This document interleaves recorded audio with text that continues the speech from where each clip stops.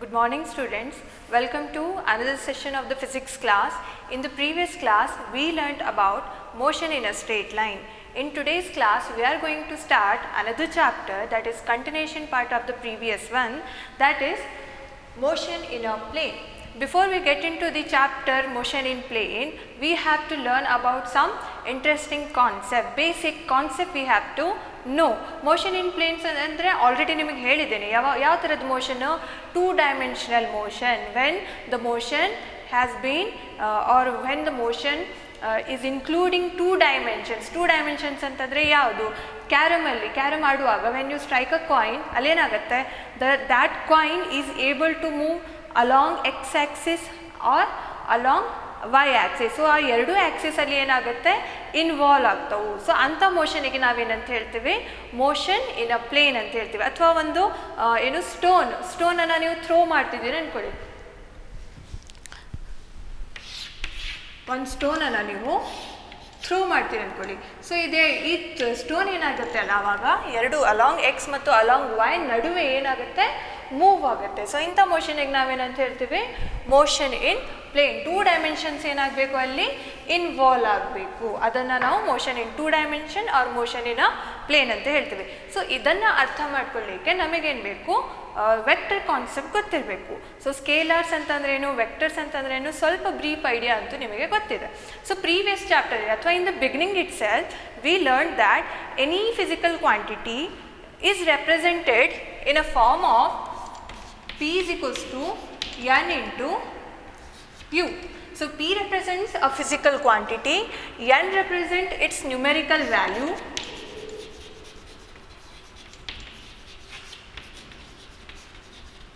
and U represents or signifies its unit. So ಇದಿಷ್ಟು ಇತ್ತಂದರೆ ನಮಗೆ ಒಂದು ಫಿಸಿಕಲ್ ಕ್ವಾಂಟಿಟಿದು ಕಂಪ್ಲೀಟ್ ಇನ್ಫಾರ್ಮೇಷನ್ ಸಿಗುತ್ತೆ ಅಂತ ಹೇಳ್ತಿದ್ವಿ.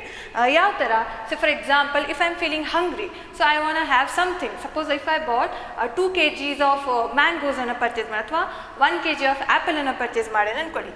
So 1 kg of apple. So apple is a matter.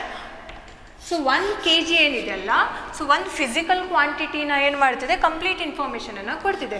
So 1 represents the numerical value, kg represents its unit. So 1 kg whether we keep this in a box or whether we keep somewhere else, ಈ 1 kg ಅಷ್ಟು value ಏನಿದೆಯಲ್ಲ ಅದು change ಆಗೋದಿಲ್ಲ, differ ಆಗೋದಿಲ್ಲ. So ಇದು 1 kg ಯಾವಾಗಲೂ 1 kgನೇ ಇರುತ್ತೆ. So ಯಾವ ಕ್ವಾಂಟಿಟಿನ ಇದು ಸಿಂಬಲೈಸ್ ಮಾಡ್ತಿರೋದು? ಮಾಸನ್ನು. ಅಂತಂದರೆ ಇದಿಷ್ಟು ವ್ಯಾಲ್ಯೂಯಿಂದ ನಮಗೆ ಕಂಪ್ಲೀಟ್ ಐಡಿಯಾ ಆಫ್ ಮಾಸ್ ಸಿಗುತ್ತೆ. ಸೊ ಇದಿಷ್ಟು ಕ್ವಾಂಟಿಟಿ ಏನು, ಯಾವ ವ್ಯಾಲ್ಯೂಸ್, ನ್ಯೂಮೆರಿಕಲ್ ವ್ಯಾಲ್ಯೂ ಮತ್ತು ಯೂನಿಟ್ ಗೊತ್ತಿದ್ದರೆ ನಮಗೆ ಮಾಸಿನ ಕಂಪ್ಲೀಟ್ ಇನ್ಫಾರ್ಮೇಷನ್ ಸಿಗುತ್ತೆ. ಅದೇ ಥರ ಸಪೋಸ್ ಯಾರಿಗಾದರೂ ಫೀವರ್ ಇದೆ ಅಂದ್ಕೊಳ್ಳಿ, ಫೀವರ್ ಎಷ್ಟು? ಸೇ 101 ಡಿಗ್ರಿ ಆಫ್ ಫ್ಯಾರನ್ಹೀಟ್. ಇದು ನಿಮ್ಗೆ ಗೊತ್ತು, 101 ಡಿಗ್ರಿ ಫ್ಯಾರನ್ಹೀಟ್. ಸೊ ಇದು ಯಾವ ಕ್ವಾಂಟಿಟಿನ ಸಿಂಬಲೈಸ್ ಮಾಡ್ತಿರೋದು? ಟೆಂಪ್ರೇಚರನ್ನು ಸಿಂಬಲೈಸ್ ಮಾಡ್ತಿರೋದು. ಸೊ ಟೆಂಪ್ರೇಚರ್ ಎಷ್ಟಿದೆ ಅಂತ ಗೊತ್ತಾಯ್ತು ನಮಗೆ ಇಲ್ಲಿ, 101 ಡಿಗ್ರಿ ಫ್ಯಾರನ್ಹೀಟ್. ಸೊ ಇಲ್ಲಿ ಡಿಗ್ರಿ ಫ್ಯಾರನ್ಹೀಟ್ ಯೂನಿಟ್ ಇದೆ, and this 101 is its magnitude. Magnitude ಅಂತಾದರೂ ಹೇಳ್ಬೋದು ಅಥವಾ ನ್ಯೂಮೆರಿಕಲ್ ವ್ಯಾಲ್ಯೂ. ಸೊ ಇದಿಷ್ಟು ವ್ಯಾಲ್ಯೂಸಿಂದ ಅಥವಾ ಇದಿಷ್ಟು ಇನ್ಫಾರ್ಮೇಷನ್ನಿಂದ ನಮಗೆ ಟೆಂಪ್ರೇಚರಿಂದು ಕಂಪ್ಲೀಟ್ ಐಡಿಯಾ ಸಿಗತ್ತೆ, ಆಯಿತಾ? ಸೊ ಇಲ್ಲಿ ಇದಿಷ್ಟು ಟೆಂಪ್ರೇಚರ್ ಇದೆ ಅಂತಂದರೆ ಡೈರೆಕ್ಷನ್ ಬೇಕಾಗಿಲ್ಲ, whether it is upward direction, right side ಇಷ್ಟು ಟೆಂಪ್ರೇಚರ್ ಇದೆ, ಲೆಫ್ಟ್ ಸೈಡ್ ಇಷ್ಟು ಟೆಂಪ್ರೇಚರ್ ಇದೆ, ಅದು ನಮ್ಗೆ ಬೇಕಾಗಿಲ್ಲ. ಜಸ್ಟ್ ಓವರ್ ಆಲ್ ಟೆಂಪ್ರೇಚರನ್ನು 101 ಡಿಗ್ರಿ ಫ್ಯಾರನ್ಹೀಟಿಂದ ನಮಗೇನಾಗುತ್ತೆ, ಕಂಪ್ಲೀಟ್ ಐಡಿಯಾ ಸಿಗುತ್ತೆ. So certain quantities like these which are represented as P is equals to N times U. Here P is a physical quantity, N represents numerical value and U represent unit. So ಕೆಲವೊಂದು quantities ಇಷ್ಟೇ information ಇಂದ complete ಆಗಿ explain ಆಗ್ತವೆ. But there are certain quantities which are not explain well by this form. ಈ ಫಾರ್ಮಿಂದ ಕೆಲವೊಂದು ಕ್ವಾಂಟಿಟೀಸಿಂದು complete information ಸಿಗೋದಿಲ್ಲ. ಯಾವ ಥರದ ನೋಡುವ.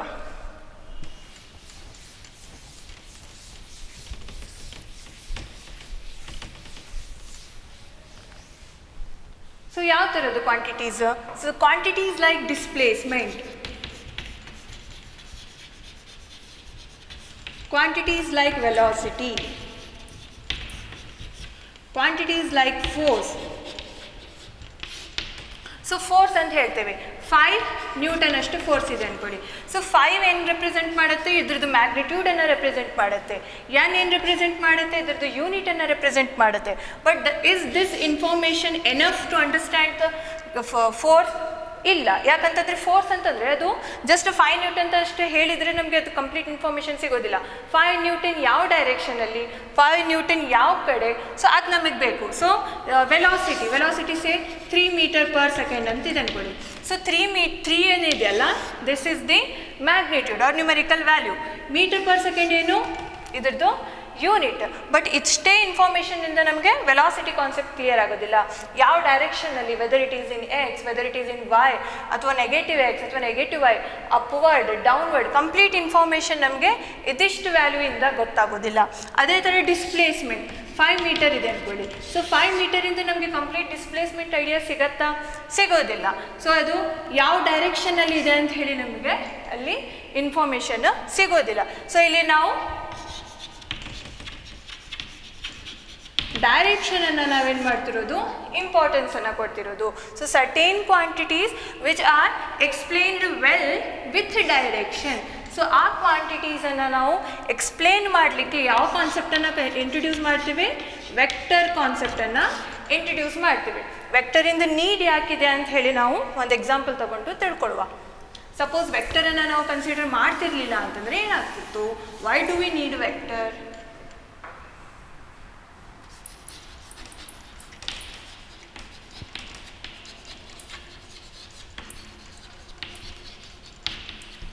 ನೀವು ಹೇಳ್ತೀರಿ ವೆಕ್ಟರ್ ಅಂತಂದರೆ it is a quantity which has both magnitude as well as direction ಅಂತ ಹೇಳಿ. ಯಾಕೆ ನಮಗೆ ಡೈರೆಕ್ಷನ್ ಅಷ್ಟು ಇಂಪಾರ್ಟೆಂಟ್ ಇದೆ ಅಂದ್ಕೊಳ್ಳಿ. Suppose there is a circle ಅಂತಂದರೆ ಗೊತ್ತಲ್ಲ, ಅಲ್ಲಿ ಮೋರ್ ದೆನ್ 1 ಏನಾಗಿರ್ತವೆ, ರೋಡ್ಸ್ ಇರ್ತಾವೆ.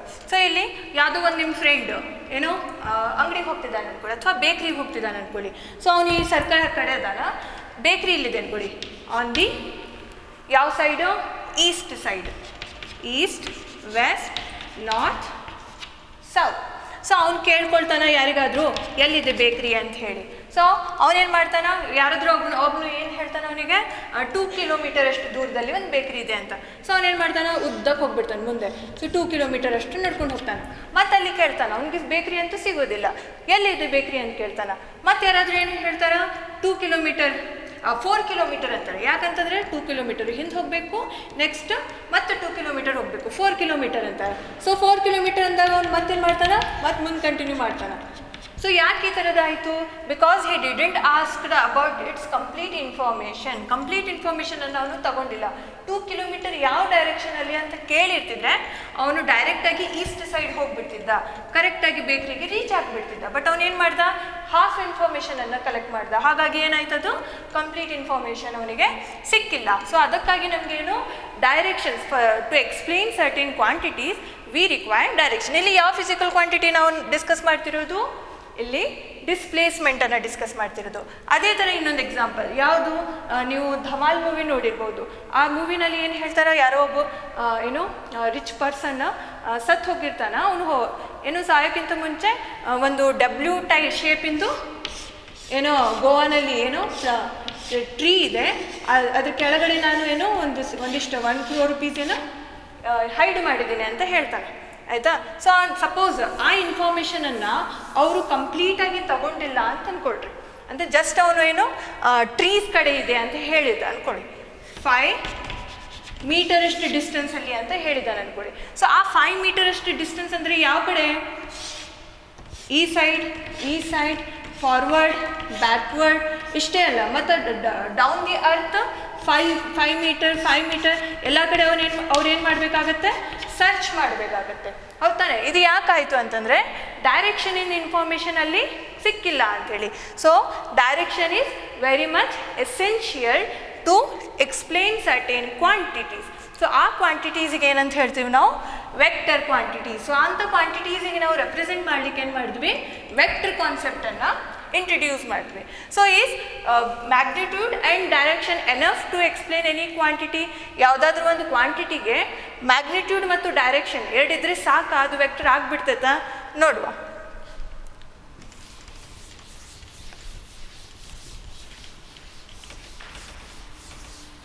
ಗೊತ್ತಾಯ್ತಲ್ಲ ನಿಮಗೆ why do we need vectors ಅಂತ ಹೇಳಿ? ವೆಕ್ಟರ್ಸ್ ಯಾಕೆ ಬೇಕು ಅಂತ ಗೊತ್ತಾಯ್ತಾ? So now we will learn what is the difference between scalar and A vector. So scalar ಅಂತಂದ್ರೆ ಏನು? Any quantity which is having only magnitude. Magnitude ಅಂತಂದ್ರೆ ಏನು? Numerical value. ಸೊ ಸ್ಕೇಲಾರ್ ಅಂತಂದ್ರೆ ಏನು? the quantities which are having only numerical value or only magnitude. Numerical value ಗೆ ನಾವೇನಂತ ಹೇಳೋದು? Magnitude ಅಂತ ಹೇಳೋದು. ಸೊ ವೆಕ್ಟರ್ ಅಂತಂತಂದ್ರೆ ಏನು? ಅದಕ್ಕೊಂದು ನ್ಯೂಮೆರಿಕಲ್ ವ್ಯಾಲ್ಯೂ ಬೇಕು,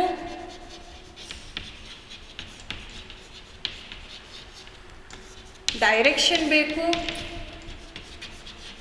and one more important thing, it should obey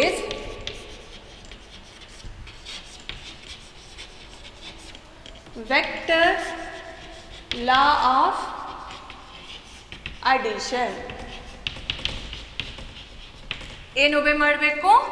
vector law of addition ಅನ್ನು ಒಬೆ ಮಾಡಬೇಕು. ಅವಾಗ ಅದನ್ನು ಮಾತ್ರ ನಾವೇನಂತ ಹೇಳಕ್ಕೆ ಆಗುತ್ತೆ?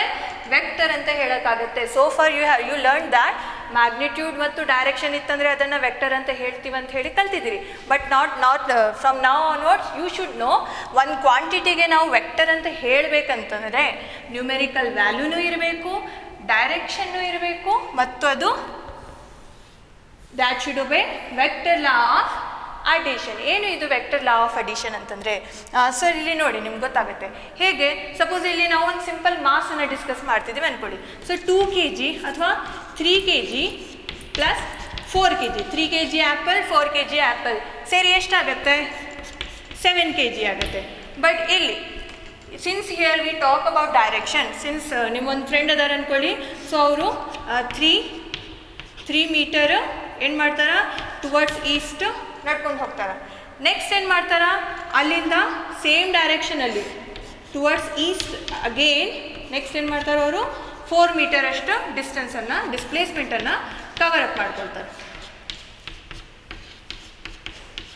ಆಯಿತಾ? ಸೊ ನೆಟ್ ಡಿಸ್ಪ್ಲೇಸ್ಮೆಂಟ್ ಎಷ್ಟು ತಗೊಂಡಂಗಾಯಿತು ಇನಿಷಿಯಲ್ ಪೊಸಿಷನಿಂದ?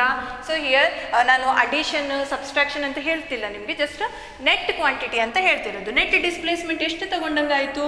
ಟೋಟಲ್ 7 ಮೀಟರ್ ಅಷ್ಟು ಟುವರ್ಡ್ಸ್ ಈಸ್ಟ್ ನೆಟ್ ಡಿಸ್ಪ್ಲೇಸ್ಮೆಂಟ್ ತಗೊಂಡಂಗಾಯಿತು. ಅದೇ ಥರ ಇನ್ನೊಂದು ಎಕ್ಸಾಂಪಲ್ ತಗೊಳ್ಳುವ.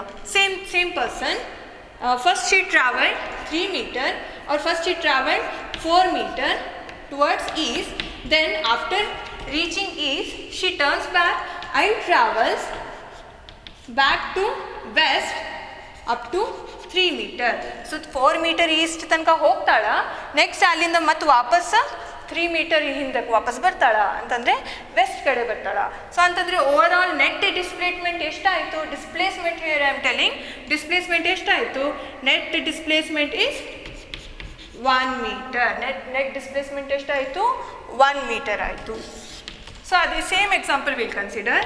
4 ಮೀಟರ್ ಟುವರ್ಡ್ಸ್ ಈಸ್ಟ್ ಹೋಗಿದ್ದಾಳೆ ಅನ್ಕೊಡಿ, ನೆಕ್ಸ್ಟ್ ಅಲ್ಲಿಂದ 3 ಮೀಟರ್ ಟುವರ್ಡ್ಸ್ ನಾರ್ತ್ ಹೋಗಿದ್ದಾಳೆ ಅನ್ಕೊಳ್ಳಿ. ಇವಾಗ ನೆಟ್ ಡಿಸ್ಪ್ಲೇಸ್ಮೆಂಟ್ ಎಷ್ಟಾಗಿದೆ? ಇದನ್ನು ಹೇಗೆ ಕ್ಯಾಲ್ಕುಲೇಟ್ ಮಾಡ್ತೀರಿ? ಇದನ್ನು ಬೈ ಯೂಸಿಂಗ್ ಪೈಥಾಗೋರಸ್ ಥಿಯರಮ್. ಇದನ್ನು ನಿಮ್ಗೆ ಗೊತ್ತಿದೆ. ನೆಟ್ ಡಿಸ್ಪ್ಲೇಸ್ಮೆಂಟ್ ಅಂತಂದರೆ ಶಾರ್ಟೆಸ್ಟ್ ಡಿಸ್ಟೆನ್ಸ್ ತಾನೆ. ಸೊ ಶಾರ್ಟೆಸ್ಟ್ ಡಿಸ್ಟೆನ್ಸ್ ನಮಗೆ ಹೆಂಗೆ ಸಿಗುತ್ತೆ?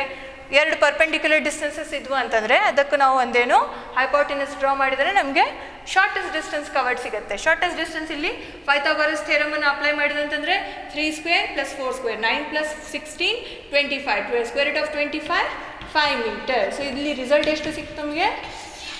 5 ಮೀಟರ್ ಸಿಕ್ತು. ಸೊ ನೋಡಿ, ಸೇಮ್ ಕ್ವಾಂಟಿಟೀಸನ್ನು ತಗೊಂಡಿರೋದು ನಾವು 3 and 4 3 and 4 3 and 4, but every time we are getting different answer. Here first we got 7 meter, next we got 1 meter, next we got 5 meter. So ಇಲ್ಲಿ ಗೊತ್ತಾಯ್ತಲ್ಲ. So ಇಲ್ಲಿ ನಾವು ಆರ್ಡಿನರಿ ರೂಲ್ಸನ್ನು ಅಪ್ಲೈ ಮಾಡ್ತಿಲ್ಲ. Addition ನಾವು ordinary algebra ರೂಲ್ಸನ್ನು apply ಮಾಡ್ತಿಲ್ಲ. ಇಲ್ಲಿ difference ಇದೆ, normal ಅಡಿಷನಿಗೂ ಇದಕ್ಕೂ ಡಿಫ್ರೆನ್ಸ್ ಇದೆ. ಇದನ್ನೇ ನಾವು ಏನಂತ ಹೇಳೋದು, ವೆಕ್ಟರ್ ಲಾಸ್ ಆಫ್ ಅಡಿಷನ್. ಇದನ್ನು ನೀವು ನೆಕ್ಸ್ಟ್ ಕಲಿತೀರಿ ಡೀಟೇಲಲ್ಲಿ. ಜಸ್ಟ್ ನನಗೆ ಗೊತ್ತಿರಲಿ ನಿಮಗೆ, ಇಲ್ಲಿ ವೆಕ್ಟರ್ ಕ್ವಾಂಟಿಟೀಸನ್ನು ಕನ್ಸಿಡರ್ ಮಾಡಿದಾಗ ಅದನ್ನು ಆ್ಯಡ್ ಮಾಡೋ ವೇ ಏನಾಗುತ್ತೆ, ಚೇಂಜ್ ಆಗುತ್ತೆ. So ವೇರಸ್ in the scalar quantities ನೀವು 3+4 ಮಾಡಿ, ಅದನ್ನು 4+3 ಮಾಡಿ, ಹೇಗಾದರೂ ಮಾಡಿ ನಿಮಗೆ ಅಲ್ಲಿ ವ್ಯಾಲ್ಯೂ ಏನಾಗುತ್ತೆ, ಫಿಕ್ಸ್ ಇರುತ್ತೆ.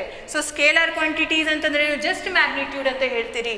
ಬಟ್ ವೆಕ್ಟರ್ ಕ್ವಾಂಟಿಟಿ ಹೇಳುವಾಗ they should be having a numerical value. It means magnitude.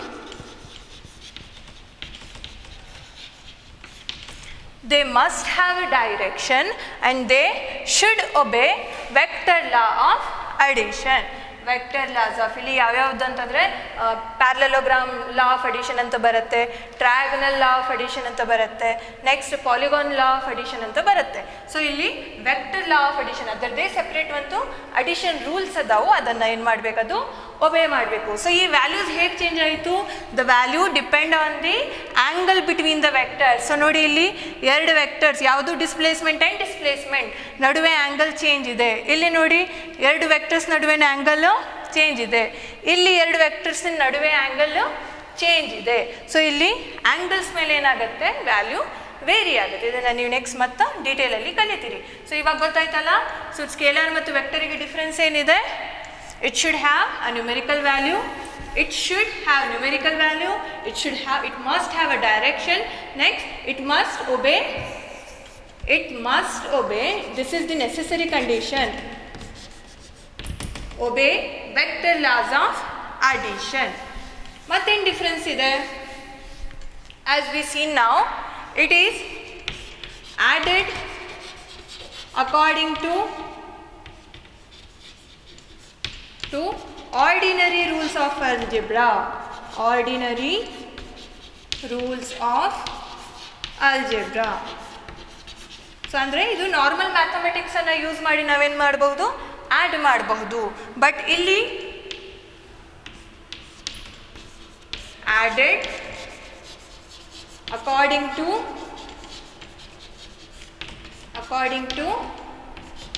vector laws of addition. Added according to vector laws of addition. ಇದನ್ನು ನಾವು ಹೇಗೆ ಬೇಕಾದ್ರೆ ಆ್ಯಡ್ ಮಾಡೋಕ್ಕೆ ಬರೋದಿಲ್ಲ, ವೆಕ್ಟರ್ ಲಾಸನ್ನು ಫಾಲೋ ಮಾಡಿ ಆ್ಯಡ್ ಮಾಡಬೇಕಾಗತ್ತೆ. ಇದನ್ನು ನಾವು ಹೇಗೆ ಆ್ಯಡ್ ಮಾಡಿದರೂ ನಮಗೆ ವ್ಯಾಲ್ಯೂ ಸೇಮ್ ಸಿಗುತ್ತೆ ಅಂತ ಹೇಳಿ. So this is the difference about our difference between scalar quantities and vector quantities. Examples ನೆನ್ಪಿಟ್ಕೊಳ್ಳಿ. ಏನು ಎಕ್ಸಾಂಪಲ್ ಬರುತ್ತೆ, mass, time, next distance, next temperature. So all these are scalar quantities. Vector quantities ಯಾವ್ಯಾವುದು, force, displacement, acceleration. So these are the vector quantities. ಯಾಕೆ vector quantities ಅಂತ ಹೇಳ್ತೀವಿ ಅದನ್ನು, these are having numerical values, these are having direction and also they obey vector laws of addition. ತಿಳಿತಲ್ಲ. So ಇಲ್ಲಿ ನಾವು ಏನಂತ ಹೇಳಿದ್ವಿ, it must obey vector laws of addition. Just ಈ ಎರಡು ಕಂಡೀಷನ್ಸ್ ಇದ್ವು ಅಂತಂದರೆ ಸಾಕಾ, ಇದು ಕಂಡೀಷನ್ ಇರಲಿಲ್ಲ ಅಂತಂದರೆ ಏನಾಗುತ್ತೆ ಅಂತ ಹೇಳಿ ನೋಡುವ.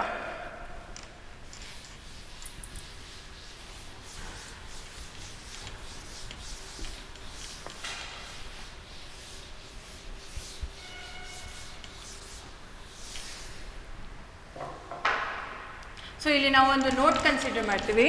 ಏನು, all quantities, all vector quantities, all vector quantities have direction. ಅಂತಂದ್ರೇನು, ಎಲ್ಲ ವೆಕ್ಟರ್ ಕ್ವಾಂಟಿಟೀಸ್ಗೆ ಏನಿರುತ್ತೆ, ಒಂದು ಪರ್ಟಿಕ್ಯುಲರ್ ಡೈರೆಕ್ಷನ್ ಇರುತ್ತೆ. But all the quantities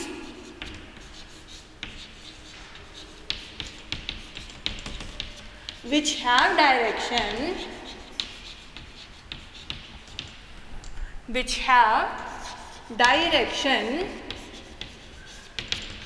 R not vectors. So ಅಂತಂದರೆ ಏನು, ಎಲ್ಲ ವೆಕ್ಟರ್ ಕ್ವಾಂಟಿಟೀಸಿಗೆ ಡೈರೆಕ್ಷನ್ ಇರುತ್ತೆ ಕಂಪಲ್ಸರಿ, ಬಟ್ ಯಾವುದಕ್ಕೆ ಡೈರೆಕ್ಷನ್ ಇರುತ್ತೆ ಅದನ್ನು ನಾವು ವೆಕ್ಟರ್ಸ್ ಅಂತ ಹೇಳೋದು ತಪ್ಪಾಗತ್ತೆ. ಸೊ ಯಾಕೆ ಅಂತಂದರೆ ಒಂದು ಎಕ್ಸಾಂಪಲ್ ತಗೊಂಡು ನೋಡುವ. ಇದನ್ನು ನೀವು ಕಲ್ತಿದ್ದೀರಿ, ಏನು, ಕರೆಂಟ್ ಆಯಿತಾ. ಸೊ ಕರೆಂಟಿಗೆ ಮ್ಯಾಗ್ನಿಟ್ಯೂಡ್ ಇದೆ, also current has got it's direction ಗೊತ್ತಿದೆ ತಾನೆ. ಸೊ ನೀವು ಈ ಥರ ಬರೆದ್ರೆ ಸಿಂಬಲಿಗೆ ಬೇರೆ ಡೈರೆಕ್ಷನ್ ತೋರಿಸ್ತೀರಿ ಕರೆಂಟಿಂದು, ನೆಕ್ಸ್ಟ್ ಈ ಥರ ಬರೆದ್ರೇ ಕರೆಂಟಿನ ಡೈರೆಕ್ಷನ್ನ ಬೇರೆ ಥರ ತೋರಿಸ್ತೀವಿ, ಗೊತ್ತಾ. ಸೊ ಕರೆಂಟಿಗೆ ಡೈರೆಕ್ಷನ್ ಇದೆ, ಬಟ್ ಕರೆಂಟನ್ನು ನಾವು ವೆಕ್ಟರ್ ಅಂತ ಹೇಳ್ತೀವಾ, ಇಲ್ಲ. ಸೊ ಸಪೋಸ್ ಇಲ್ಲಿ 2 ವೈರ್ಸ್ ಅದಾವೆ ಅನ್ಕೊಳ್ಳಿ, ಅದು ಇನ್ನೊಂದು ವೈರಿಂದ ಕರೆಂಟ್ ಪಾಸ್ ಆಗ್ತಿದೆ ಅನ್ಕೊಳ್ಳಿ. ಸೊ 3 ಆಂಪಿಯರ್ ಅಷ್ಟು ಕರೆಂಟ್ ಇದೆ, ಇಲ್ಲಿ 5 ಆಂಪಿಯರ್ ಅಷ್ಟು ಕರೆಂಟ್ ಇದೆ. ಸೊ ಟುಗೆದರ್ ಈ ಕರೆಂಟ್ ಸೇರಿ ಮುಂದೆ ಏನಾಗುತ್ತೆ, ಟೋಟಲ್ 8 ಆಂಪಿಯರ್ ಅಷ್ಟು ಕರೆಂಟ್ ಏನಾಗುತ್ತೆ, ನೆಕ್ಸ್ಟ್ ಫ್ಲೋ ಆಗುತ್ತೆ. ಬಟ್ ನಾವಿಲ್ಲಿ ಯಾವುದೇ, since it is having direction, but did we apply vector rules to it, vector ರೂಲ್ಸನ್ನು ಅಪ್ಲೈ ಮಾಡಿದ್ವಾ, ಇಲ್ಲ. ಸಿಂಪಲ್ ಆಲ್ಜಿಬ್ರಾನ ಅಪ್ಲೈ ಮಾಡಿದ್ದೀವಿ. 3 ಆಂಪಿಯರ್ 5 ಆಂಪಿಯರ್ ಸೇರಿ ಏನಾಯ್ತಿದು 8 ಆಂಪಿಯರ್ ಆಯಿತು. ಸೊ ಇಲ್ಲಿ ನಾವು ಯಾವುದು ವೆಕ್ಟರ್ ರೂಲ್ಸನ್ನು, ವೆಕ್ಟರ್ ಲಾಸನ್ನು ಅಪ್ಲೈ ಮಾಡಿಲ್ಲ. even though it is having a direction, it has got magnitude, it is not a vector. So current ಏನಾಗೋದಿಲ್ಲ, ವೆಕ್ಟರ್ ಕ್ವಾಂಟಿಟಿ ಆಗೋದಿಲ್ಲ. ಕರೆಂಟಿಗೆ ಮ್ಯಾಗ್ನಿಟ್ಯೂಡ್ ಇದೆ, ಡೈರೆಕ್ಷನ್ ಇದೆ, but it is not a vector quantity. ಇಂಥ ಕ್ವಾಂಟಿಟೀಸಿಗೆ ಏನಂತ ಹೇಳ್ತೀವಿ ನಾವು, ಟೆನ್ಸರ್ ಅಂತ ಹೇಳ್ತೀವಿ. ಇದ್ರ ಬಗ್ಗೆ ಜಾಸ್ತಿ ಇನ್ಫಾರ್ಮೇಷನ್ ಬೇಡ ನಿಮಗೆ, ಟೆನ್ಸರ್ ಅಂತ ಹೇಳ್ತೀವಿ. Quantities which are having magnitude, direction, but still they are not considered as vector because they do not obey vector laws. ಅದನ್ನು ಏನಂತ ಹೇಳ್ತೀವಿ, ಟೆನ್ಸರ್. ಸೊ ಟೆನ್ಸರಿಗೆ ಎಕ್ಸಾಂಪಲ್ ಅಂತಂದರೆ ಕರೆಂಟ್ ಒಂದು ಬರುತ್ತೆ, ನೆಕ್ಸ್ಟ್ ಪ್ರೆಷರ್ ಅಂತ ಹೇಳ್ಬೋದು. ನೋಡಿ, ಪ್ರೆಷರನ್ನು ನೀವು ವೆಕ್ಟರ್ ಕ್ವಾಂಟಿಟಿ ಅಂತ ಹೇಳೋದಿಲ್ಲ. ಈ ಒಂದು ಪ್ರೆಷರ್ ಯಾವ ಡೈರೆಕ್ಷನ್ನಲ್ಲಿ ಕೊಡ್ತಿರೋದು ಅಂತ ಹೇಳಿ ತುಂಬ ಇಂಪಾರ್ಟೆಂಟ್ ಇದೆ. ಪ್ರೆಷರ್ನ ನಾವು ಡಿಸ್ಕಸ್ ಮಾಡುವಾಗ ಡೈರೆಕ್ಷನನ್ನು ಕನ್ಸಿಡರ್ ಮಾಡ್ತೀವಿ, ಬಟ್ ಅದು ಒಂದು ವೆಕ್ಟರ್ ಕ್ವಾಂಟಿಟಿ ಅಲ್ಲ, that is a tensor quantity, ನೆನ್ಪಿಟ್ಕೊಳ್ಳಿ. ಸೊ ಇವಾಗ ಈ ಸ್ಟೇಟ್ಮೆಂಟಿಂದ ಮೀನಿಂಗ್ ಗೊತ್ತಾಯ್ತಲ್ಲ, all the vector quantities have direction. ಎಲ್ಲ ವೆಕ್ಟರ್ ಕ್ವಾಂಟಿಟೀಸ್ಗೆ ಏನಿರುತ್ತೆ, ಒಂದು ಡೈರೆಕ್ಷನ್ ಇರುತ್ತೆ, but all the quantities which have direction are not vector. So ಯಾವ್ಯಾವ ಕ್ವಾಂಟಿಟೀಸಿಗೆ ಡೈರೆಕ್ಷನ್ ಇರುತ್ತೆ ಅದನ್ನು ನಾವು ವೆಕ್ಟರ್ ಅಂತ ಕನ್ಸಿಡರ್ ಮಾಡೋದಿಲ್ಲ. ಹಾಗಿದ್ರೆ ವೆಕ್ಟರ್ ಆಗಬೇಕು ಒಂದು ಕ್ವಾಂಟಿಟಿ ಅಂತಂದರೆ ಅದಕ್ಕೆ ನೆಸೆಸಿಟಿ ಕಂಡೀಷನ್ ಯಾವುದು, the condition is they must obey vector laws of addition. ಅದನ್ನು ನೆಕ್ಸ್ಟ್ ನಾವು ಡಿಸ್ಕಸ್ ಮಾಡುವಂಥ. ಸೊ ಇವಾಗ ಗೊತ್ತಾಯ್ತಲ್ಲ. So we learn that in today's class, that is what is meant by a scalar quantity, what is a vector quantity, why do we need vectors, and the difference between scalar quantities and vector quantity. ಇದು ನಿಮಗೆ ಗೊತ್ತಾಯಿತು. So ಇವಾಗ ನಾವು how do we represent A vector quantity ನೋಡುವ.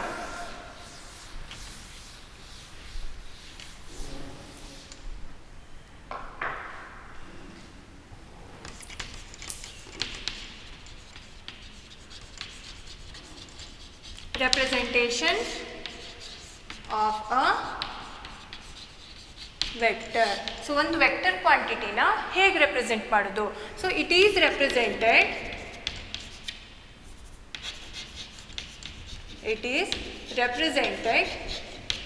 By an arrow. ಯಾವುದರಿಂದ represent ಮಾಡ್ತೀವಿ ನಾವು? ಒಂದು ಆ್ಯರೋದಿಂದ ರೆಪ್ರೆಸೆಂಟ್ ಮಾಡ್ತೀವಿ. ಯಾವ ಥರ? ಅದಕ್ಕೊಂದು ಟೇಲ್ ಇರುತ್ತೆ, ಅದಕ್ಕೊಂದು ಹೆಡ್ ಇರುತ್ತೆ. ಸೊ ಈ ಟೇಲ್ ಐತಲ್ಲ, ಅಥವಾ ಈ ಟೇಲಿನ ಲೆಂತ್ ಐತಲ್ಲ, ಇದು ಮ್ಯಾಗ್ನಿಟ್ಯೂಡನ್ನು ರೆಪ್ರೆಸೆಂಟ್ ಮಾಡುತ್ತೆ. Magnitude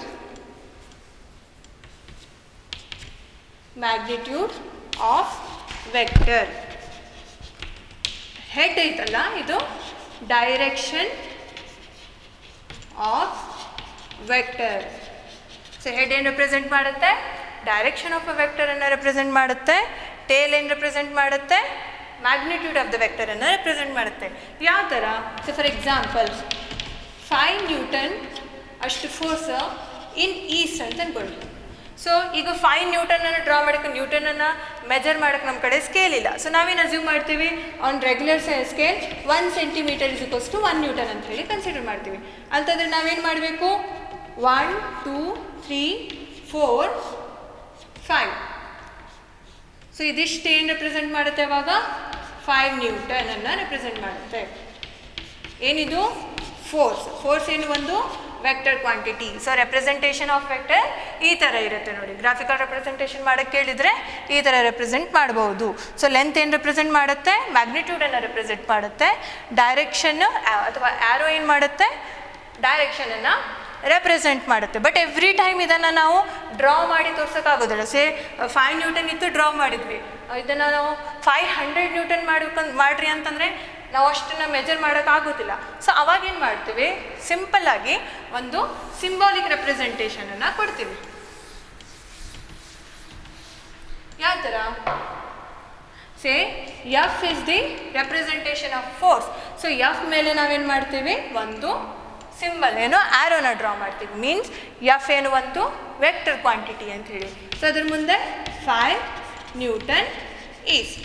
so this represents the vector quantity, that is ಫೋರ್ಸನ್ನು ನಾವು ಆವಾಗ ಈ ಥರ ರೆಪ್ರೆಸೆಂಟೇಷನನ್ನು ಕೊಡ್ಬೋದು. 5 ನ್ಯೂಟನ್ ಏನಿರಲಿ, ಮ್ಯಾಗ್ನಿಟ್ಯೂಡ್. ಈಸ್ಟ್ ಅಂತ ಏನು ಬರೆದಿರೋದಲ್ಲ, ಅದು ಏನು ಆ್ಯಕ್ಚುಲಿ ಡೈರೆಕ್ಷನ್. ಸೊ ಇನ್ನು ಈಸ್ಟ್ ವೆಸ್ಟ್ ಅವೆಲ್ಲ ನಾವು ಡೈರೆಕ್ಷನ್ಸ್ ಬೇಕಾದರೆ ನೆಕ್ಸ್ಟ್ ಕಲಿಯುವ. ಸೊ ಇಲ್ಲಿ 5 ನ್ಯೂಟನ್. ಅಥವಾ ಇನ್ನೊಂದು ಯಾವುದು, velocity 3 metre per second east. So 3 metre per second ಏನಿದ್ರದ್ದು ಈಗ ಮ್ಯಾಗ್ನಿಟ್ಯೂಡ್. ಈಸ್ಟ್ ಇದೆಲ್ಲ direction. So overall quantity ಏನಿದು, ಒಂದು ವೆಕ್ಟರ್ ಕ್ವಾಂಟಿಟಿ. ಅರ್ಥ ಆಯ್ತಾ? ಸೊ ಸಪೋಸ್ ಈಗ ಒಂದು ವೆಕ್ಟರ್ ಕ್ವಾಂಟಿಟಿ ಇದೆ ಅನ್ಕೊಡಿ, force, that is 5 newton east. ಇದರದ್ದು ಜಸ್ಟ್ ಮ್ಯಾಗ್ನಿಟ್ಯೂಡನ್ನು ನಾವು ಹೇಗೆ ರೆಪ್ರೆಸೆಂಟ್ ಮಾಡಬಹುದು, inside the modulus. So inside the ಮಾಡ್ಯುಲಸ್ನ ನಿಮ್ಗೆ ಹೇಳಿದೆ ನಾನು, ಮಾಡ್ ಅಂತಲೇ ಹೇಳ್ತೀವಿ. ಸೊ ಈ ಥರದ್ದು ರೆಪ್ರೆಸೆಂಟೇಷನ್ ಅಂತಂದ್ರೆ ಏನು, ಇಟ್ ಮೀನ್ಸ್ ಮ್ಯಾಗ್ನಿಟ್ಯೂಡ್ ಅಂತ. ಆರ್ ಜಸ್ಟ್ ಎಫ್ ಅಥವಾ ಇನ್ಸೈಡ್ ದಿ ಮಾಡ್ಯುಲಸ್ ನಾವು ಎಫ್ ಅನ್ನು ತೋರಿಸ್ತಿದ್ದೀವಿ ಅಂತಂದರೆ it means just we are talking about the magnitude, we are not talking about directions. ನೀವು ನೋಡಿರ್ಬೋದು ನ್ಯೂಮೆರಿಕಲ್ಸಲ್ಲಿ ಒಂದೊಂದ್ಸತಿ ನಾವೇನು ಡೈರೆಕ್ಟಾಗಿ ವ್ಯಾಲ್ಯೂಸನ್ನು ಬರ್ಕೊಂಡು ಹೋಗ್ತೀವಿ. ಸೊ ಅಂತಂದರೆ ಏನು, here we are talking only about the magnitude, we are not talking about the direction. So only ಮ್ಯಾಗ್ನಿಟ್ಯೂಡನ್ನು ನಾವು ಈ ಥರ ರೆಪ್ರೆಸೆಂಟ್ ಮಾಡಬಹುದು, ಇಲ್ಲ ಅಂತಂದರೆ inside the mod. So general ಆಗಿ ಬರೆಯೋದಿತ್ತು ಅಂತಂದರೆ, ಸಪೋಸ್ ಎ ಒಂದು ವೆಕ್ಟರ್ ಕ್ವಾಂಟಿಟಿ ಇದೆ ಅನ್ಕೊಳ್ಳಿ,